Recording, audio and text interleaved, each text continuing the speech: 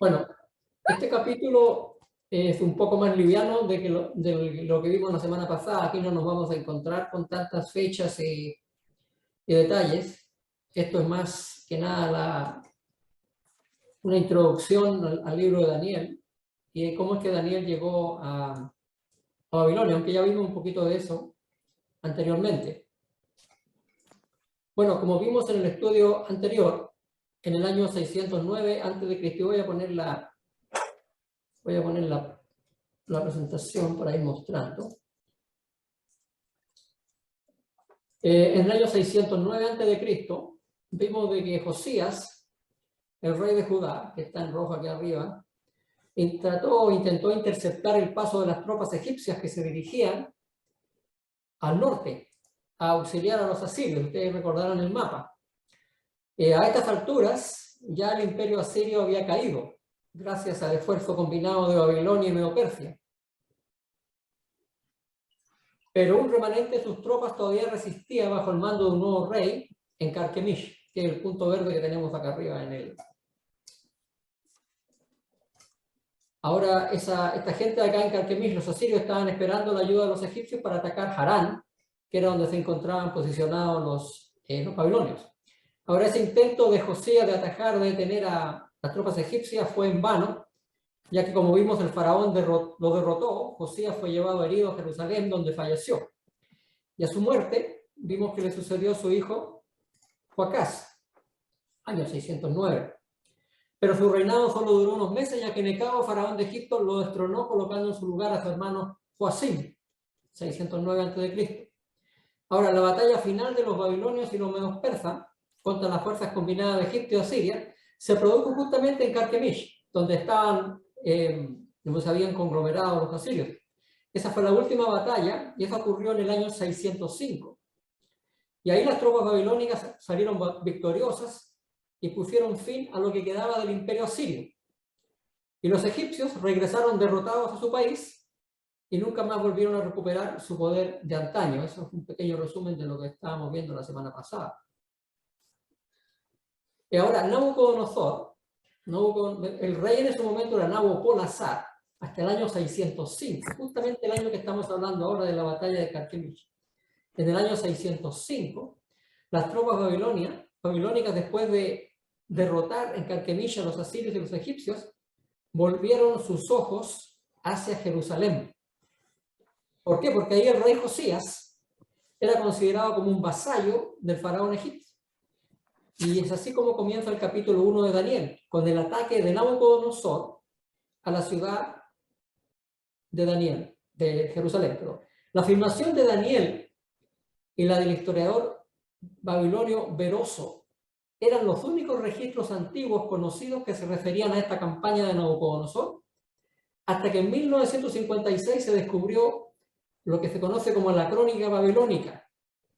Entre paréntesis, Beroso era un historiador, un sacerdote babilónico del siglo III a.C. Ahora, esta crónica la crónica babilonia consiste en una serie de tablillas que registran los principales acontecimientos de la historia de Babilonia. Estas tablillas fueron escritas en símbolos cuneiformes, o sea, como cuñas, y van desde el reinado de Nabonassar, más o menos por ahí por el año 700 a.C., hasta el periodo de los partos, o sea, cubre una gran cantidad de espacio. En esta crónica sí hay un relato que por primera vez presenta, año tras año, las fechas exactas de la ascensión al trono de Nabopolassar y de su muerte, la entronización de Nabucodonosor y la captura de un rey de Judá, indudablemente Joaquín. También ubica la muerte de Josías en el 609, tal como lo vimos, y la batalla de Carquemish en el 605. Muy bien, volviendo ahora al relato bíblico. En Jeremías 25:1 dice que Nabucodonosor atacó la ciudad de Jerusalén en el año 4 de Joaquín, pero Daniel dice que fue en el tercer año, perdón, de Joacim, en el tercer año. Uno dice el cuarto, otro dice el tercero. Lo que tenemos que tener en cuenta es cuando los babilonios contaban los años de un rey, el primer año, que no era completo, no lo contaban. En cambio, los hebreos sí. Así que desde el punto de vista hebreo, Nabucodonosor ya estaba gobernando 3 años, pero desde el punto de vista babilónico, 4 años, desde el punto de vista babilónico solamente 3 años. Ahora, Nabucodonosor como personaje histórico se menciona en muchas otras fuentes, pero lo más interesante de todo es que el nombre de Nabucodonosor está estampado en miles de ladrillos que se usaron para construir edificios durante su vida. Su nombre aparece también en muchos documentos comerciales de ese tiempo. Además, se han preservado otros documentos que se refieren a él en forma más definida.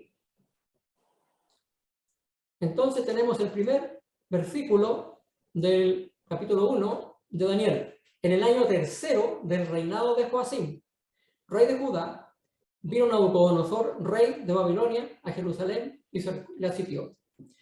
Técnicamente en estos momentos, Nabucodonosor era y no era rey. No era rey porque su padre Nabopolassar era el rey. Pero justamente cuando él sitió, y cuando estaba en ese momento sitiando Jerusalén, murió su padre. Así que él quedó como rey. Y justamente después del sitio tuvo que apurarse y rápidamente cruzar el desierto para volver a Babilonia, para evitar que alguien le fuera a tomar el puesto. Ahora la pregunta interesante sería, ya sabemos de Nabucodonosor quién era, venía directo de la batalla de Carquemish, después de derrotar a los egipcios y derrotar a los asirios, se vino directamente a sitiar Jerusalén. Pero ¿quién era Josías? Perdón, Joacim. Es fácil confundirse con los nombres muy parecidos. Joacim. Josías era su papá. Joacim comenzó a gobernar el 609, después de la muerte de Josías. En el año 605 invadió Nabucodonosor. Pero ¿quién era Joacim? Desafortunadamente Joacim, dice la Biblia, fue infiel a los mandamientos de Dios. Cometió idolatría. Su reinado fue desastroso. Teniendo la oportunidad de seguir el ejemplo de su padre Josías, el rey Joacim persistió en hacer lo malo. Ahora, según la literatura rabínica, no la Biblia, sino la literatura rabínica, Joacim era un tipo tirano impío que cometió pecados y crímenes deleznables. Por ejemplo, se le representa viviendo en relaciones incestuosas con su madre, su nuera y su madrastra. Y tenía la costumbre de asesinar hombres a cuyas esposas violaba y de cuyas propiedades se apoderaba. También, según las escrituras rabínicas, se había tatuado el cuerpo. La evidencia arqueológica indica que los cananeos marcaban su piel con nombres y símbolos de sus dioses favoritos, lo que indica que este hombre probablemente era un idólatra. Y Dios le ordenó al profeta Jeremías que llamara al rey Joacim al arrepentimiento, pero el rey permaneció en su postura apóstata. Jeremías lo describió como un gobernante presuntuoso que abusó de su propio pueblo y persiguió y asesinó a los siervos de Dios. Finalmente el profeta predijo la muerte de Joacim. Por tanto, así ha dicho Jehová acerca de Joacim, hijo de Josías, rey de Judá. No lo llorarán diciendo, ay hermano mío, ay hermana, ni lo lamentarán diciendo, ay Señor, ay su grandeza. En sepultura de asno será enterrado, arrastrándole y echándole fuera de las puertas de Jerusalén. Respecto a la muerte de Joacim hay varias teorías, porque Joacim, cuando Nabucodonosor tomó la ciudad, lo dejó como vasallo de Babilonia, pero lo dejó como rey. Pero cuando se rebeló, Nabucodonosor y sus tropas volvieron, y algunas teorías dicen que pidieron que el cadáver de Joacim le fuera tirado por sobre la muralla.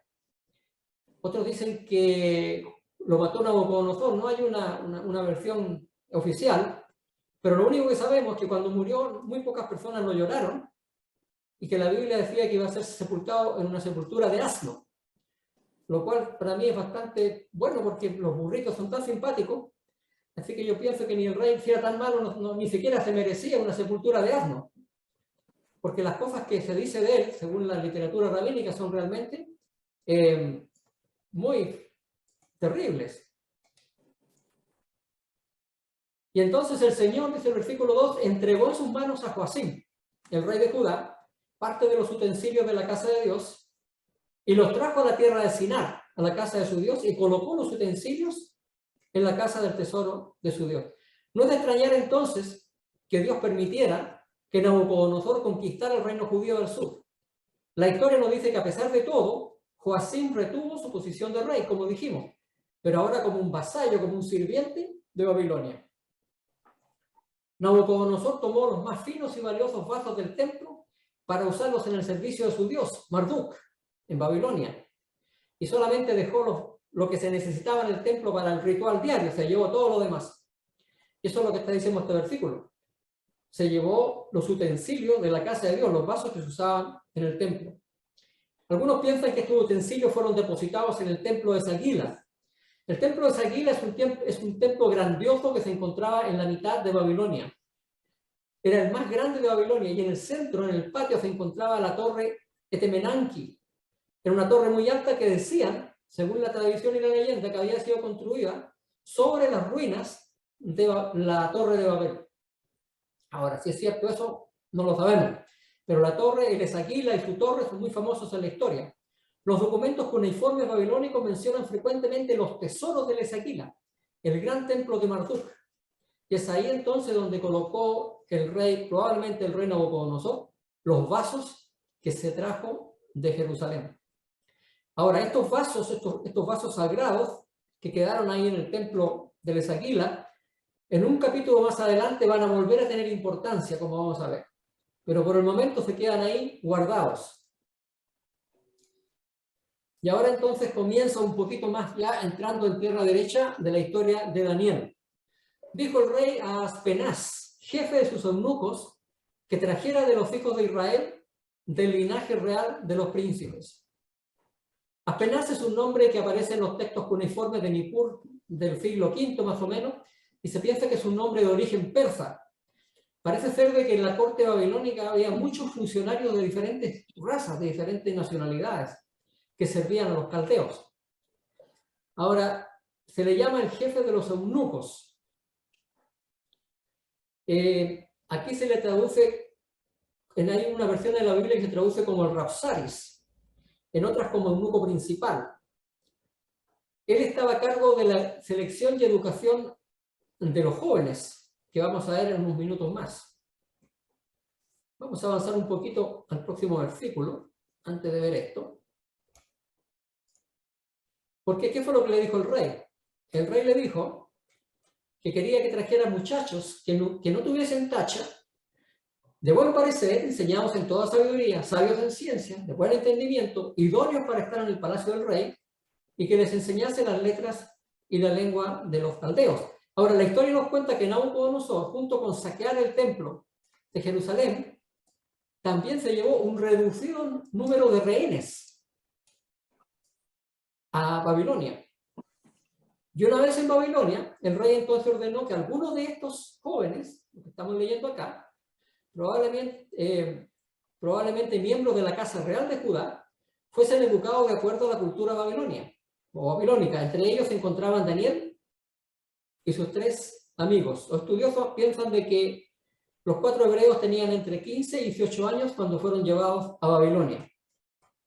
Ahora, recapitulando entonces un poquito, se le dice a Aspenaz, el príncipe de los eunucos, que se haga cargo de esta gente, de su educación, de enviarlos a la Universidad Real.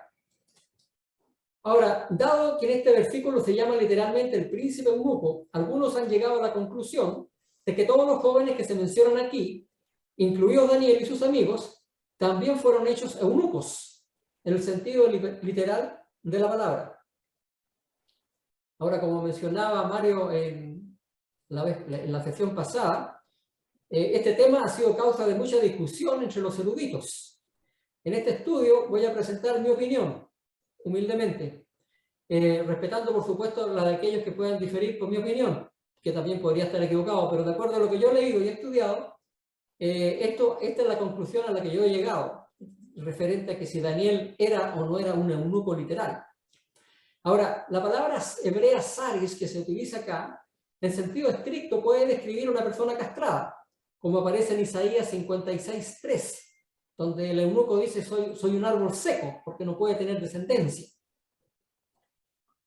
Pero en su alcance semántico más amplio, saris también puede representar a un oficial de confianza del rey.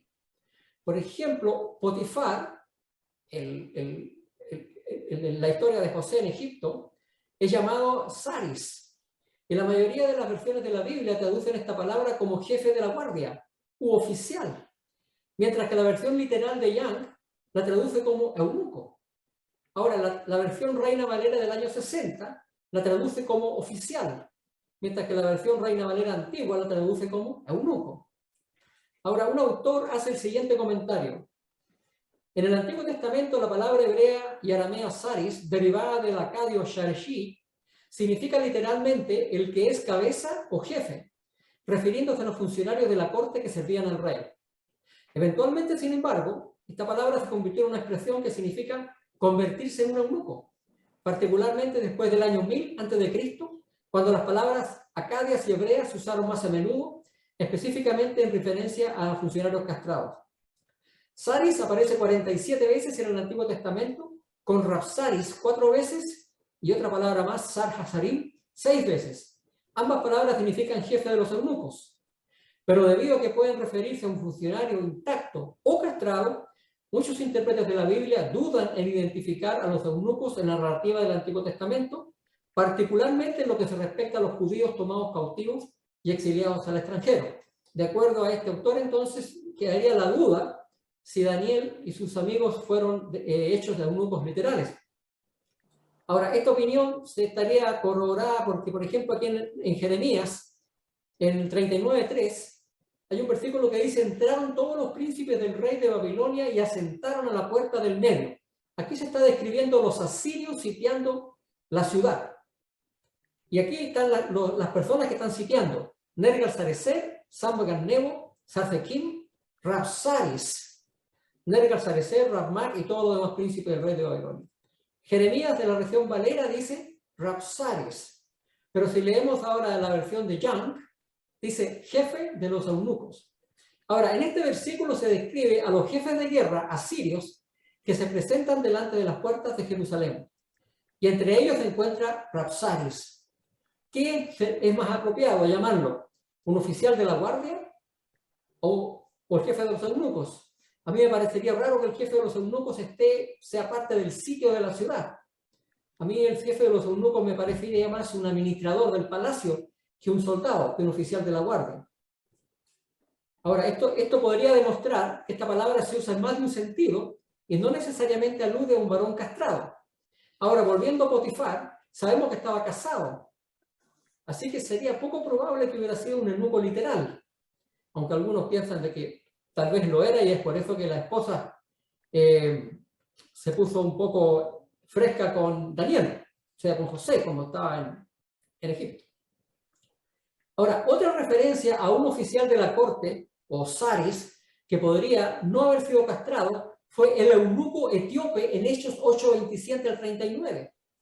Este eunuco etíope era un prosélito judío que había estado adorando aparentemente en el templo de Jerusalén y podía, por lo tanto, no haber sido castrado porque no se admitía en la congregación de Jehová a nadie que tuviera este problema. Pero él aparentemente era solo un funcionario de la corte, un hombre en el poder bajo el gobierno de la reina Candace. O sea, esto podría dar también una indicación. Otro factor que debemos tomar en cuenta es que en la antigüedad era costumbre tomar a los príncipes de un reino derrocado y llevarlos para ser adoctrinados al país que lo había conquistado. Allí eran educados de acuerdo a las costumbres, religión y enseñanza de ese país. Una vez que estos jóvenes habían sido adoctrinados, eran enviados de regreso a su patria como gobernantes, en la seguridad de que iban a ser fieles a sus señores, porque habían sido educados en la otra patria. Si esto era lo que Nabucodonosor tenía en mente para estos muchachos, no habría tenido sentido convertirlos en eunucos. Aunque inicialmente se dice que lo estaban entrenando para estar en el palacio real. También debemos considerar que parte de la exigencia del rey era la entereza física buscada en los jóvenes seleccionados. Querían muchachos en los cuales no hubiera ninguna tacha. Entonces, a mi entender, no tendría sentido escoger a alguien perfecto para luego castrarlo. Es como un poco un contrasentido buscar tanta perfección para después destruirla. También pensemos que según Deuteronomio 23:1, como dijimos, los eunucos eran excluidos de la congregación de Dios. ¿Permitiría Dios que Daniel, un fiel hijo suyo, fuera castrado? Es una pregunta. Finalmente, las escrituras parecieran aseverar que Daniel tuvo hijos e hijas.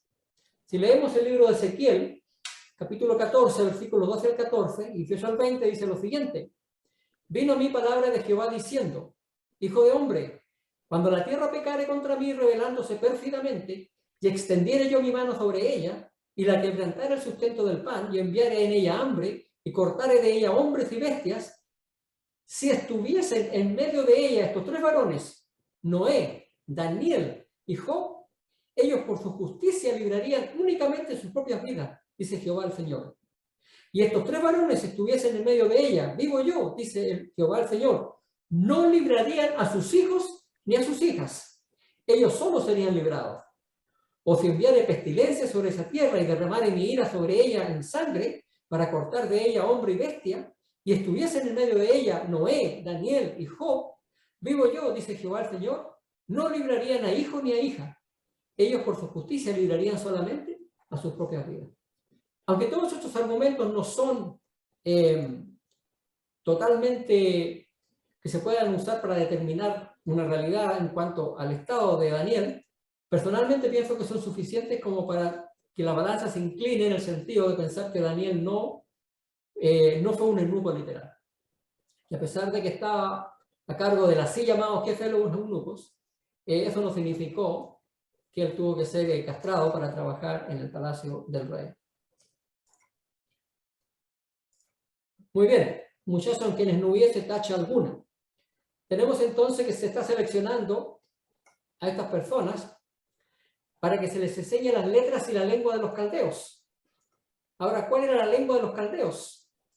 Desde el siglo VIII más o menos el arameo era la lengua era como el arameo era como el inglés de estos tiempos. Todo el mundo hablaba arameo. El arameo de Daniel y Ezra pertenecen a un dialecto especial. Ahora, ¿qué materias estudió Daniel en la universidad? Los babilonios tenían una civilización notablemente avanzada en muchos sentidos. Por ejemplo, las matemáticas eran su especialidad. Durante 1000 años antes de la llegada de Daniel, habían resuelto problemas con ecuaciones cuadráticas que usaban tablas de números recíprocos, de cuadrados y raíces cuadradas y cúbicas. Así que nosotros a veces pensamos que como que los babilonios vivieron o existieron 500 o 1000 años atrás, o antes de Cristo, más bien dicho, eran civilizaciones atrasadas, pero sin embargo ellos tenían una ciencia bastante avanzada. Empleaban tanto el sistema decimal, basado en conjunto de 10, que la mayor parte de las personas piensan que solamente existe el sistema decimal. Pero ellos también usaban el sexagesimal, que está basado en conjunto de 60. Por eso que dividían la hora en 60 minutos y el círculo en 360 grados, medidas que nosotros seguimos usando. Y en el capítulo 8 vamos a ver que aparece una estatua que tenía 60 codos de altura y 6 de ancho. Siempre el número 6, los 60. El componente lingüístico del plan de estudio probablemente incluía el acadio también, que era un idioma semítico, y probablemente también el sumerio, que era el idioma tradicional de la religión babilónica. Cuando se habla de caldeos en la Biblia, habría que aclarar que este término designa a los miembros de una tribu aramea que primero se estableció en la Baja Mesopotamia y que tomaron gobierno de Babilonia cuando Nabopolassar fundó la dinastía neobabilónica. La palabra puede aplicarse también a una clase de eruditos de la corte babilónica, que eran los principales astrónomos de su tiempo. Así que también el término caldeo se usa indistintamente en vez de babilonio. La Biblia a veces nombra a los caldeos y está queriendo decir babilonios. Bueno, finalmente tenemos entonces que Daniel es llevado a la corte y se lo pone en un entrenamiento bastante intenso. Tiene que aprender diferentes tipos de lenguas, tiene que aprender matemáticas, tiene que aprender religión, y todo esto tiene que hacerlo solamente en un par de años. Bueno, hasta aquí todo va muy bien. Parece que a Daniel le ha ido excelente en Babilonia, porque ahora tiene universidad gratis, está viviendo en el palacio del rey probablemente, o en sus inmediaciones, pero ahora va a haber un problema. Y el problema se encuentra en los versículos 5 al 7. Le señaló el rey ración para cada día de la provisión de la comida del rey y del vino que él bebía. O sea, básicamente Daniel se le entrega la posibilidad de comer directamente de la mesa del rey y que los criase 3 años para que al fin de ellos se presentasen delante del rey. Y entre estos estaban Daniel, Ananías, Misael y Azarías, de los hijos de Judá. Ya a estos el jefe del eunuco les puso nombres. Puso a Daniel, Belsasar, a Ananías, Sadrach, a Misael, Mesac y a Azarías, Abednego. Ahora, los muchachos entonces recibieron nuevos nombres. ¿Por qué? Todo esto era parte del proceso de babilonización, para que se pusieran más babilonios. A Daniel, en hebreo, el nombre de Daniel significa Dios es mi juez, pero le pusieron Belsasar, que significa Bel, que era otro nombre para Marduk, la principal divinidad babilónica. Bel preserve su vida. Ananías, que significa gracia de Dios, se convirtió en Sadrach, que significa orden de Aku. Aku era el dios sumerio de la luna. A Misael, que significa el nombre quién es como Dios, los oficiales le cambiaron el nombre a Mesac, que significa quién es como Aku, el dios luna. Azarías, cuyo nombre significaba Yahvé ha ayudado, adquirió el nombre de Abednego, que significa siervo de Nego, una forma de Nabú, que era el dios de la sabiduría. Un detalle interesante respecto a Abednego, el que se llamaba Azarías. El prisma de Estambul es un objeto arqueológico que se encontró y que se afirma fue escrito en el 7º año de Nabucodonosor. En este prisma, en este encuentro arqueológico, se menciona un individuo llamado Ardinabu, quien actuó por designación de Nabucodonosor como secretario de la corte al servicio de Amel-Marduk, quien era entonces el príncipe heredero. Ahora este nombre, Ardinabu, que aparece en la crónica, puede ser traducido como siervo de Nebo, al igual que Abednego. O sea que estos nombres son los mismos. Así que esta relación podría indicar que este Abed-Nabú que aparece en la crónica, en el cilindro, es nada más ni nada menos que Azarías, a quien le llamaban Abednego. Ya que nombramos al hijo de Nabucodonosor, Amel-Marduk, que después lo heredó, lamentablemente este príncipe no gobernó por mucho tiempo a la muerte de Nabucodonosor. La Biblia lo llama Evil-Merodach y se le recuerda mejor porque tuvo un acto de bondad hacia el anciano rey Joaquín, que estaba preso en Babilonia. Y dice que Evil-Merodach lo liberó de la prisión, dice la Biblia, le habló con bondad y le dio un asiento de seguridad, de modo que Joaquín por el resto de su vida comió regularmente a la mesa del rey. De un prisionero se transformó a un invitado del rey. Ahora el escritor William Shea hace notar que una posible relación estrecha entre Abednego y el monarca, si es que realmente era el que nosotros pensamos que era, eso podría haber influido mucho para que el Abel-Marduk o Evil-Merodach mostrara misericordia a este rey judío que estaba prisionero. Así que da la impresión que ya tenemos acá un nombre, uno de los amigos de Daniel, apareciendo en las crónicas de Babilonia. Pero ahora viene el problema. Daniel propuso en su corazón de no contaminarse con la porción de la comida del rey ni con el vino que él bebía. Pidió, por tanto, al jefe de los eunucos que no se le obligase a contaminarse. Y puso Dios a Daniel en gracia y en buena voluntad con el jefe de los eunucos. Y dijo el jefe de los eunucos a Daniel: temo a mi señor el rey, que señaló vuestra comida y vuestra bebida, pues luego que él vea vuestros rostros más pálidos que los de los muchachos que son semejantes a vosotros, condenaréis para con el rey mi cabeza. A Daniel se le estaba ofreciendo manjares reales, pero el joven quería en cambio una dieta diferente. El temor del jefe de los eunucos era justificado. ¿Qué pasaría si a causa de una dieta deficiente Daniel y sus amigos aparecían débiles y enfermos frente al rey que le había encargado de velar por ellos? Daniel entonces le propone un trato. Entonces le dijo Daniel a Belsar, que estaba puesto por el jefe de los eunucos, sobre Daniel, Ananías, Misael y Azarías: te ruego que hagas la prueba con tus siervos por 10 días y nos den legumbres a comer y agua a beber. Compara luego nuestros rostros con los rostros de los muchachos que comen de la ración de la comida del rey, y haz después con tus siervos según veas. Daniel le ofreció a Belsar probar una dieta diferente por algunos días, y dependiendo del resultado, el jefe de los eunucos podría entonces decidir si conceder o no el pedido de Daniel. ¿Pero qué quería decir esto Daniel con que no quería contaminarse? ¿De qué forma podía contaminarlo el compartir la mesa real? Aquí hay 5 razones por las que un judío habría evitado comer la comida del rey. Primera, esta comida podía contener carnes inmundas, difíciles de identificar. Para aclarar esto, en las Escrituras se mencionan los animales que se podían consumir como alimento y aquellos que eran considerados no comestibles o inmundos. En este caso, Daniel se encontraba en la corte de un rey pagano, que no hacía distinción entre los animales que se usaban como alimento. Por lo tanto, si le daban un estofado, Daniel no iba a poder saber si la carne del estofado pertenecía a un animal que se podía comer o un animal que no se podía consumir, de acuerdo a las instrucciones bíblicas. Otra posible causa era de que este animal podía haber sido sacrificado no de acuerdo a la ley levítica, que decía que había que desangrarlo primero antes de consumirlo.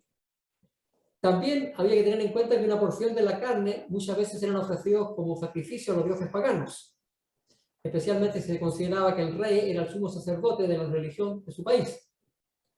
Además, el uso de alimentos y bebidas embriagantes estaba en contra de los principios de salud. Ustedes se imaginarán que la cena del rey tal vez no era muy saludable. Y esto me hizo acordar, vamos a hacer un pequeño paréntesis. Una vez me llamó la atención que había una persona, leí que había una persona enterrada en la abadía de Westminster que no era un rey, que no era la familia real. Y decían que era una persona que el rey había invitado a vivir con él porque tenía más de 100 años y gozaba de muy buena salud. Y contaba la historia de que cuando este hombre llegó al palacio duró con muy poco tiempo porque murió rápidamente. Y todos se preguntaban por qué.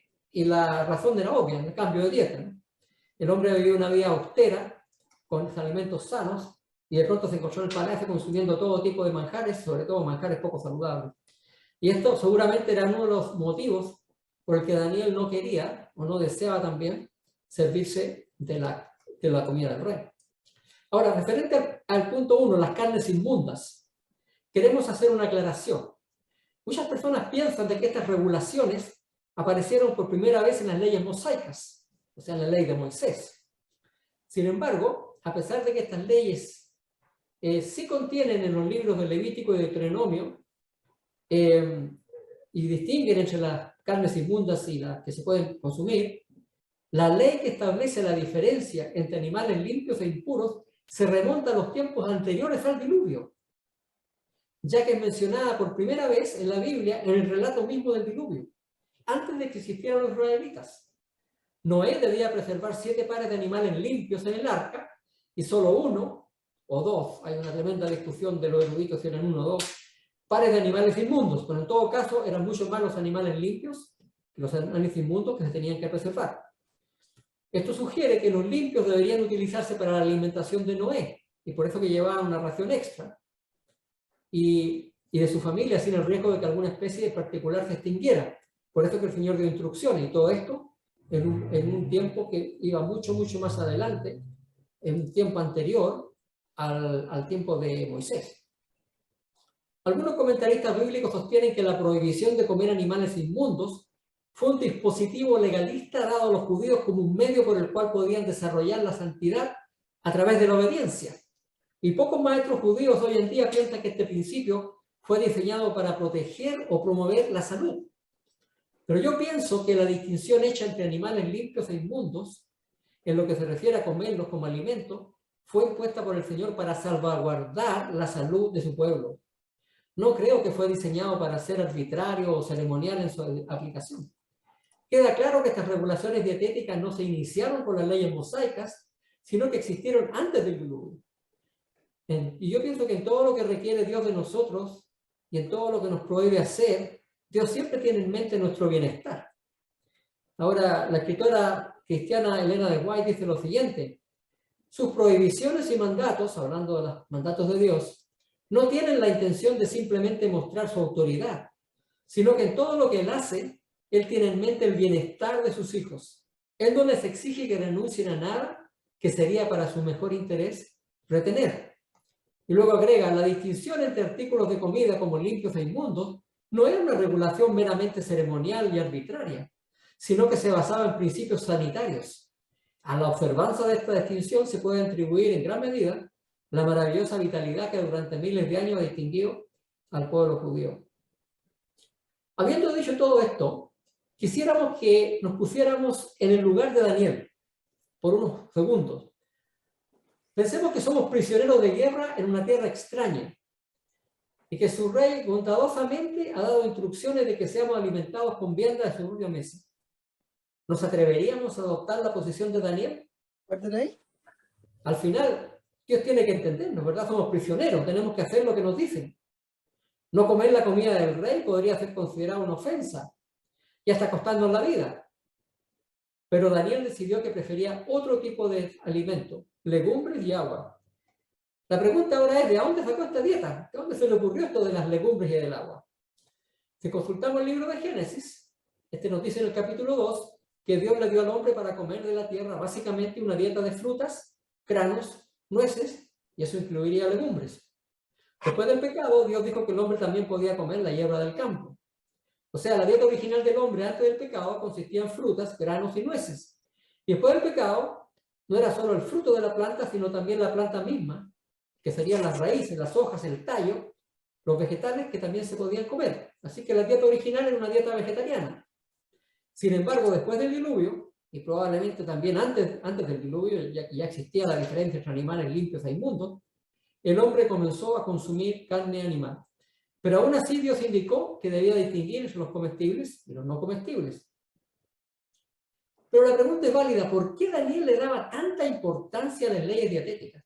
Al final, ¿qué tanto iba a dar que se comiera un estofado con un pedacito de una carne que era considerada inmunda?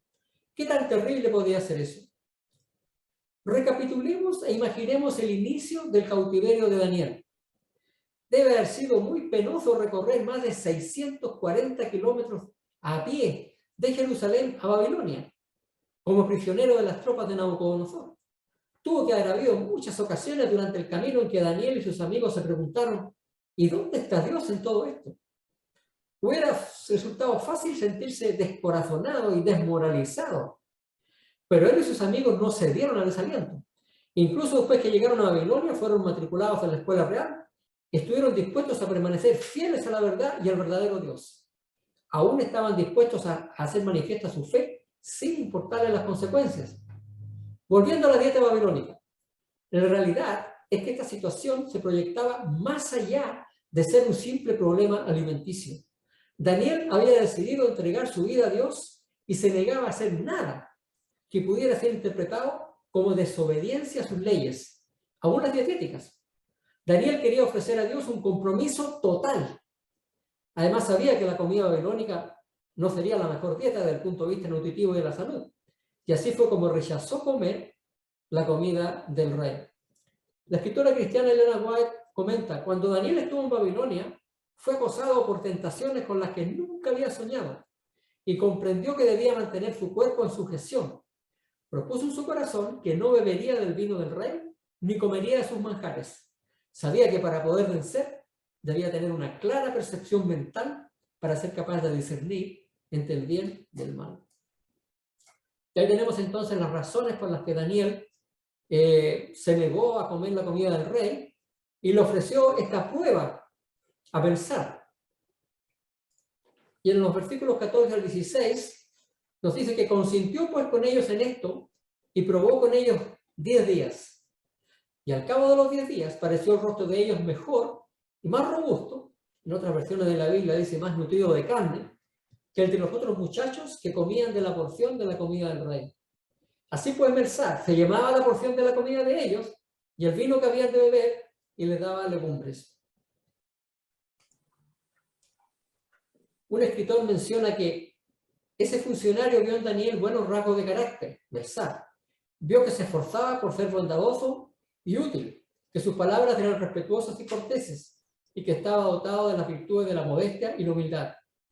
El buen comportamiento del joven fue lo que le ganó el favor y afecto del jefe de los eunucos.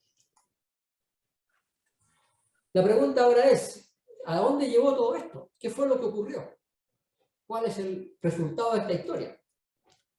Versículo 17 dice, a estos 4 muchachos, Dios les dio conocimiento e inteligencia en todas las letras y ciencias. Y Daniel tuvo entendimiento en toda visión y sueños. De acuerdo a las Escrituras, es Dios el que da la inteligencia. Y esto mismo aparece en el capítulo número 2, que vamos a ver la próxima semana, donde dice que Dios da la sabiduría a los sabios y la ciencia a los entendidos.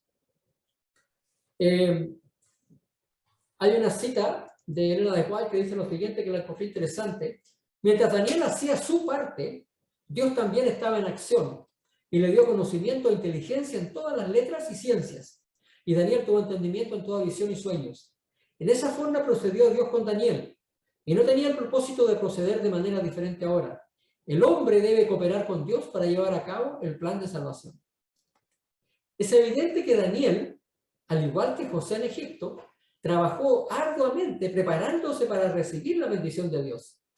El esfuerzo humano y la bendición divina siempre marchan de la mano. Y yo comentaba esto en una clase de Biblia y mencionaba que muchos de nuestros jóvenes se conforman con muy poco. Y como se conforman con poco, no progresan lo que debieran progresar en la vida. Y acá la Biblia nos da la receta para el triunfo. Por un lado, el esfuerzo humano, por otro lado, la bendición divina. Si la persona se esfuerza, pero además de esforzarse, le es fiel a Dios, no hay ninguna duda, no va a haber ninguna duda de que Dios va a recompensar ese esfuerzo y esa fidelidad y le va a dar a la persona triunfo y éxito. Hay un versículo bíblico que dice que Dios honra a aquellos que le honran. Y en este caso ustedes pueden dar cuenta que Daniel trató de honrar a Dios con todo lo que pudo, inclusive con su dieta. Y el Señor lo honró de vuelta. Y lo bendijo con inteligencia, con sabiduría, y además dice con entendimiento en toda visión y sueños. Un don que vamos a ver que va a ser bastante usado mientras esté en Babilonia, un don que Dios le dio para también ayudar a que Daniel testifique durante el reinado de varios reyes. Cuando estudiamos los diferentes imperios mundiales, que se llaman así mundiales, nos vamos a dar cuenta que siempre, en cada uno de estos imperios, los reyes, o por lo menos uno de los reyes de estos imperios, recibieron la testificación de un hijo de Dios. En el caso de Nabucodonosor, el ministro que se encargó de testificar fue Daniel. Daniel fue la persona que testificó a Nabucodonosor. Y vamos a ver cuando vengan los persas o los griegos, cada uno de ellos también tuvo a alguien que les testificó acerca del Dios verdadero. Pasados por los días al fin de los cuales había dicho el rey que los trajesen, el jefe de los eunucos los trajo delante de Nabucodonosor. Y el rey habló con ellos, y no fueron hallados entre todos ellos otros, como Daniel, Ananías, Misael y Azarías. Así pues estuvieron delante del rey, y en todo asunto de sabiduría e inteligencia que el rey les consultó, los halló 10 veces mejores que todos los magos y astrólogos que había en todo su reino. Dios recompensó la fidelidad de Daniel y sus 3 amigos, dotándolos de inteligencia y sabiduría. Esto produjo una apariencia y rendimiento superiores a sus condiscípulos, porque seguro que Daniel y sus 3 amigos no fueron los únicos cautivos hebreos matriculados a la escuela real, pero ninguno de los otros se los menciona. ¿Por qué? Porque solamente Daniel y sus 3 amigos decidieron ser fieles a Dios. 10 veces mejores que todos los magos y astrólogos que había en todo su reino. Daniel y sus amigos no solo aventajaron a sus condiscípulos, sino que también a los consejeros experimentados. Una cosa tenemos que dejar en claro, que cuando se habla de magos y astrólogos, sería un error suponer que los sabios de Babilonia eran solo adivinos y magos. Aunque practicaban estas artes, eran también eruditos en el verdadero sentido de la palabra. Así como en la Edad Media la alquimia era practicada por hombres muy instruidos, y la astrología era frecuentemente practicada por astrónomos que tenían capacidad científica, también los exorcistas y adivinos de los tiempos antiguos se ocupaban de estudios estrictamente científicos. Tenían un conocimiento astronómico que había alcanzado un grado sorprendente de desarrollo, aunque la astronomía babilónica llegó a su culminación después de la conquista persa. Los astrónomos babilónicos podrían predecir eclipses lunares como solares por medio de cómputos, y su capacidad matemática estaba muy desarrollada. Usaban fórmulas cuyo descubrimiento por lo general se atribuye erróneamente a los matemáticos griegos, pero eran fórmulas que habían sido diseñadas por los babilonios. Además eran buenos arquitectos, constructores, médicos aceptables que habían encontrado por medios empíricos la manera de curar muchas enfermedades. Por empírico quiere decir por experiencia. Debe haber sido en este aspecto que la sabiduría de Daniel y sus amigos sobrepasó a lo de los magos y astrólogos. No se trata de que Daniel y sus amigos se habían convertido en magos y astrólogos. Y termina el capítulo 1 diciendo que continuó Daniel hasta el año primero del rey Ciro. Este último versículo quiere decir de que Daniel estuvo en Babilonia un tiempo muy largo. Ahora, dos textos fragmentarios que se han encontrado pueden arrojar luz sobre la alta posición de Daniel en Babilonia. Una tablilla que lleva un texto cuneiforme que data del segundo año de Amel-Marduk, estamos hablando de los tiempos del hijo de Nabucodonosor, mientras que la otra tablilla data del tiempo cuando subió al trono Negrilizar, que lo vamos a ver después. Negrilizar está acá en esta lista, acá está. Una tablilla del tiempo de Amel-Marduk y la otra de Negrilizar. En estas tablillas aparece un personaje que se llama Belsasar, que ocupaba el cargo de oficial principal del rey de Babilonia. Y es muy posible entonces que este personaje que aparece en estas tablillas no sea nada más ni nada menos que Daniel con su nombre babilónico. Daniel y sus amigos pasaron la prueba convirtiéndose en consejeros del rey de Babilonia. En el siguiente capítulo veremos cómo Daniel y sus amigos tuvieron que enfrentar una prueba mucho más dura que la de comer alimentos inmundos. Y fue en ese momento donde Daniel comienza su ministerio profético. Y esa es la introducción, digamos, al libro de Daniel, primer capítulo, que nos muestra la primera aventura de Daniel y sus amigos en Babilonia.